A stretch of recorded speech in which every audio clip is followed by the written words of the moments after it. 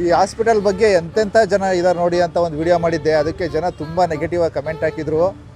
ತುಂಬ ದುಡ್ಡು ತಗೋತಾರೆ, ವಾಸಿ ಆಗಲ್ಲ, ಈ ಥರದ್ದೆಲ್ಲ ಹಾಕಿದ್ರು.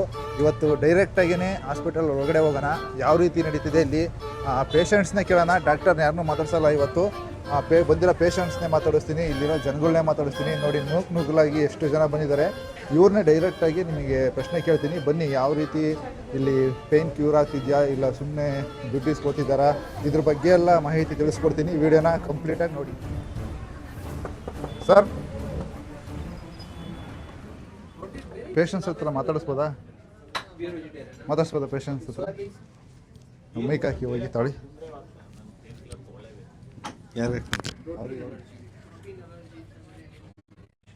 ಎರಡನೇ ಬಾರಿ ಸರ್ 50% ಕಡಿಮೆ ಆಗಿದೆ ಇವಾಗ. ಮುಂಚೆ ನಾನು ಕುತ್ಕೊಳ್ಳೋಕೆ ಆಗ್ತಾಯಿರಲಿಲ್ಲ, ಟಾಯ್ಲೆಟ್ ಕುತ್ಕೊಳ್ಳೋಕೆ ಆಗ್ತಾಯಿರಲಿಲ್ಲ, ನಿದ್ರೆ ಬರ್ತಾ ಇರಲಿಲ್ಲ, ಊಟ ಸರಿಯಾಗಿ ಆಗ್ತಾಯಿರಲಿಲ್ಲ. ನಾನು ಮತ್ತೆ ಆಮೇಲೆ ನಾನು ಮಾನಸಿಕವಾಗಿ ಕುಗ್ಗೋಗಿದ್ದೆ. ಅದಕ್ಕೋಸ್ಕರ ನಾನು ಏನು ಕೆಲಸ ಮಾಡೋಕ್ಕೆ ಇಂಟ್ರೆಸ್ಟ್ ಇರಲಿಲ್ಲ. ಒಂದು ಹಂತದಲ್ಲಿ ಸಾಕಪ್ಪ ಜೀವನ ಅನ್ನೋಂಗಿದ್ದೆ. ಈಗ ಪರವಾಗಿಲ್ಲ, ಈಗ ಒಂದು 50% ಕಡಿಮೆ ಆಗಿದೆ ಇವಾಗ. ಮತ್ತೇನು ಕರೆಕ್ಟ್ ಅಂದರೆ ಅವ್ರು ಹೇಳಿದ ಡಯಟ್ ಒಂದು ಫಾಲೋ ಮಾಡಬೇಕು ಇವಾಗ ನಾನು. ತುಂಬ ಜನ ಕ್ಯೂರ್ ಆಗಲ್ಲ ಅಂತಾರಲ್ಲ, ಏನಕ್ಕೆ ಇರ್ಬೋದು? ಇಲ್ಲ, ಡಯಟ್ ಕರೆಕ್ಟಾಗಿ ಮಾಡಿಲ್ಲ ಅಂದ್ರೆ ಆಗಲ್ಲ. ಟ್ಯಾಬ್ಲೆಟು ತಾತ್ಕಾಲಿಕ, ಡಯಟೇ ನಮಗೆ ಫುಲ್ಲು ಆರಾಮಾಗಿರ್ಲಿಕ್ಕೆ ದಾರಿ ತೋರಿಸೋರು. ನಾನು ಬುಡಕ್ಕೆ ಔಷಧಿ ಕೊಡೋರು ಬೇಕಾಗಿತ್ತು ನನಗೆ ಅಷ್ಟೇ. ನನ್ನ ರೋಗಕ್ಕೆ ಔಷಧಿ ಅಲ್ಲ, ರೋಗದ ಮೂಲಕ ಔಷಧಿ ಕೊಡೋರು ಬೇಕಾಗಿತ್ತು ನನಗೆ. ಅದಕ್ಕೆ ಇಲ್ಲಿ ಬಂದಿರೋದು. ಅಲ್ಲ ನಾನು ನೋಡ್ತೀನಿ ಕಮೆಂಟ್ಸ್ ಎಲ್ಲ. ಆದರೆ ಒಂದ್ಸಲ ಬಂದು ವಿಸಿಟ್ ಮಾಡಿ, ನಿಮ್ಗೆ ಗೊತ್ತಾಗುತ್ತೆ.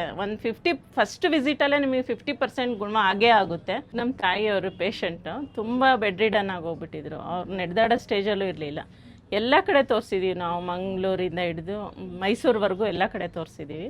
ಎಲ್ಲೂ ಅವ್ರ ಗುಣ ಆಗಿರಲಿಲ್ಲ. ಬರೀ ಟ್ಯಾಬ್ಲೆಟ್ ಕೊಡೋರು ಕಳಿಸ್ತಿದ್ರು. ಆ ಟ್ಯಾಬ್ಲೆಟ್ ತೊಗೋತಿದ್ರೆ ಅವ್ರಿಗೆ ಹುಷಾರಾಗ್ತಿರ್ಲಿಲ್ಲ, ಮೈಯೆಲ್ಲ ನಡ್ಕ ಸ್ಟಾರ್ಟ್ ಆಗ್ತಿತ್ತು.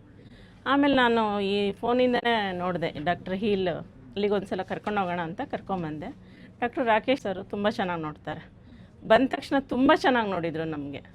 ಅವ್ರ ಮಾತಲ್ಲೇ ನಮ್ಗೆ ಸ್ವಲ್ಪ ಪರವಾಗಿಲ್ಲ, ಹೋಗ್ಬೋದು ಇಲ್ಲಿ ಅಂತ ಅನ್ನಿಸ್ತು. ಅವ್ರ ಕೆಲಸ ಅವ್ರು ಮಾಡ್ಕೊಳ್ಳೋ ಅಷ್ಟು ಆ ಸ್ಟೇಜಿಗಾದರೂ ಬರ್ತಾರೆ. ಇಷ್ಟು ಬೆಡ್ ರಿಡನ್ ಆಗಿದ್ದವರು ಈ ಮಟ್ಟಕ್ಕೆ ಬಂದಿದ್ದಾರೆ ಅಂದರೆ ನನಗೂ ಆಶ್ಚರ್ಯ ಆಗುತ್ತೆ. ಪೂರ್ತಿ ಆಗೋಗಿದ್ದೆ. 2 ಹೆಜ್ಜೆ ನಡೆಯೋಕ್ಕಾಯ್ತಿರ್ಲಿಲ್ಲ ನನಗೆ. ನೋವು ಎಲ್ಲ ಮಂಡಿ ಎದ್ದಳಕ್ಕಾಯ್ತಿರ್ಲಿಲ್ಲ.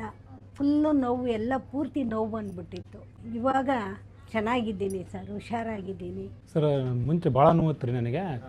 180-90% ಆರಾಮಾಗೈತೆ ಸರ್. ಮುಂಚೆ ಭಾಳ ಕಷ್ಟ ಆಗೈತೆ ಸರ್. ಒಂದು 4-5 ಬಾಯಿ ತೋರಿಸಿದ್ವಿ ಸರ್, ಆರಾಮಾಗಿದ್ದಿಲ್ಲ. ಇಲ್ಲಿ ರಾಕೇಶ್ ಸರ್ ಬಾಯಿ ಬಂದ್ಮೇಲೆ ಪೂರ್ತಿ ಗುಣಮುಖ ಆಗೈತೆ ಸರ್. ಓಡಾಡೋಕೆ ಬರ್ತಿದ್ದಿಲ್ಲ ಸರ್ ನನಗೆ. ಈಗ ಹಂಗೆ ಒಂದು ಸ್ವಲ್ಪ ಈಗ ಒಂದು ತಿಂಗಳಾತು ನೋಡ್ರಿ ಹೆಚ್ಚು ಕಡಿಮೆ ಹಂಗೆ ಆರಾಮಾಗಿ ಅಂತ ಬರೋದೈತೆ. ನಾವೆಲ್ಲಿ ಹೊಲಕ್ಕೆ ಹೋದ್ರೆ ಓಡಾಡೋದು ಕಷ್ಟ ಆಗಿತ್ತು ಸರ್. ಹಂಗೆ ಗಾಡಿ ಮೇಲೆ ಹೋಗಿ ಮತ್ತೆ ಹೊಲಕ್ಕೆ ಹೋಗಿ ಬರ್ತಿದ್ವಿ. ಈಗ ಎಲ್ಲ ವ್ಯವಸಾಯ ನಾನು ಮಾಡ್ತಾನೆ, ಟ್ಯಾಕ್ಟ್ರಿನ ಹೊಡಿತೇವೆ ರೀ. ಏನು ಪ್ರಾಬ್ಲಮ್ ಏನಾಗಿದೆ ಸರ್?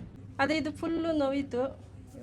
ಮಂಡಿ ತವಿಂದ ಮೊಣಕಾಲ್ತವಿಂದ ರೊಂಡಿವರೆಗೂ 4-5 ಕಡೆ ತೋರಿಸ್ತು, ಎಲ್ಲೂ ಕಮ್ಮಿ ಆಗಿರಲಿಲ್ಲ. ಅಲ್ಲಿ ಎಲ್ಲ ಆಪ್ರೇಷನ್ ಮಾಡಬೇಕು, ಆಗೋದಿಲ್ಲ ಅಂದರು. ಆಮೇಲೆ ನಮ್ಮ ತಮ್ಮ ಇಲ್ಲಿ ಕರ್ಕೊಂಬಂದು ಇಲ್ಲಿ ತೋರಿಸಿದ್ಮೇಲೆ ಸ್ವಲ್ಪ ಪರವಾಗಿಲ್ಲ. ಆಪ್ರೇಷನ್ ಮಾಡಬೇಕು, ಬೆನ್ನಿಂಗ್ ಮಾಡಬೇಕು ಆಪ್ರೇಷನ್ ಅಂತಂದರು. ನಾವು ಮಾಡಿಸ್ಲಿಲ್ಲ. ಅಷ್ಟೊಂದು ದುಡ್ಡು ಕೇಳ್ತಿದ್ರು, 2.5 ಲಕ್ಷ 3 ಲಕ್ಷ. ನಾವು ಮಾಡೋದು ಮನೆ ಕೆಲಸ, ಎಲ್ಲಿ ತಂದು ಮಾಡೋದು? ಅದಕ್ಕೆ ನಮ್ಮ ತಮ್ಮವ್ರು ಇಲ್ಲಿ ನೋಡಿ ಇಲ್ಲಿ ಕರ್ಕೊಂಬಂದು ಹೋದರು. ಇವತ್ತು ನಾವೇ ಬಂದಿದ್ದೀವಿ.